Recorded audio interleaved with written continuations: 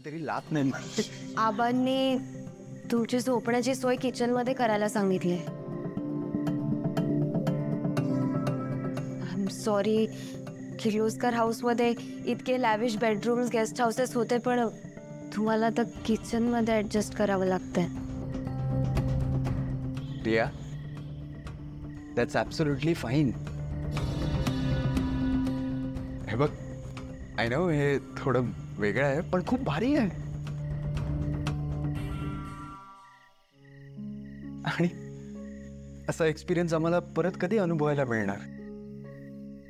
होय प्रिया मॅडम. हो, यांना बी जरा वेगळा अनुभव मिळेल ना. हो ना. यार पण मला गिल्टी वाटतं का माझ्यामुळे तुला पण हे सगळं त्रास. ब्रो, मी हे सगळं तुझ्यासाठी नाही करणार तर अजून कोणासाठी करणार? हा? आणि तुमचं लग्न होईपर्यंतचाच विषय आहे. बस थोड्या दिवसांची गोष्ट आहे. मला फक्त वाईट या गोष्टीचं वाटतं की सगळं मी आईपासून लपून करतोय. तिच्याशी खोटं बोलतोय. आल्यापासून एक फोन सुद्धा नाही केलाय तिला.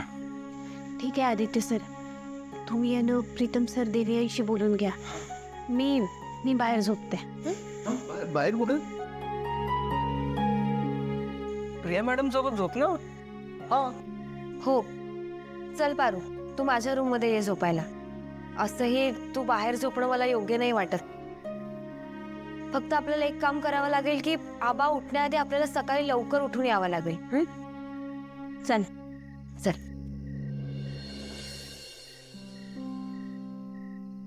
पण जा, आईला फोन करून घे. ब्रो, तिला बघायची पण खूप इच्छा होती. व्हिडिओ कॉल करूया? ह्या कपड्यांमध्ये व्हिडिओ कॉल? हां.